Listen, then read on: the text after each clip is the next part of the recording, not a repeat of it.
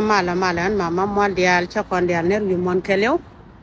rade ne me bara cher ka rade me chakora na rade me wi ka gar wedwel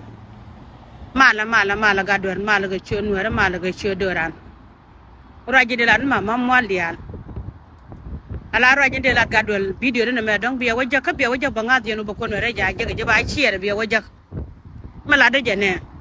jin medan me kai ke jirar bi jen kon wud mi tware ma char bi nyur ke nyuru yaga ya kon de ma char kan janken ko jina mo na ka juba gan ma char jan ga mitidit ka jalna ke de dana gwa mi char ala ka chilung ma char ke belok ko de ma char ke guluk ci gwada ko ngajen wo jene ke ko ci ko wala garwin mi jin gan wari nyoro do re mu di cin wari jaga na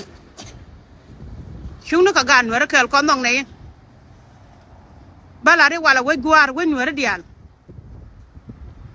nong nei gar we duel nong nei ko lon nuara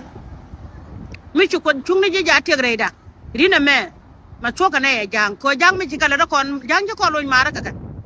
ko lon nuara ku jana mara ka ko bo mi chikana mar kon che bo ko lon mara ka ne te ga dan gar we lu ne jalap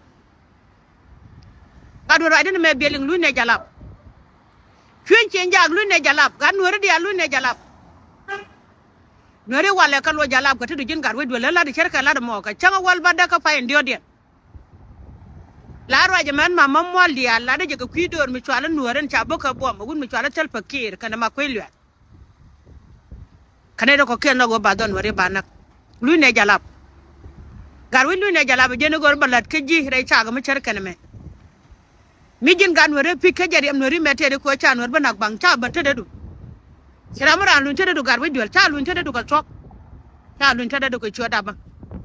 cha lun tada du ko chodo ran ko ne di chwala nuore dai ne me we ka garwe duel gwa na antichen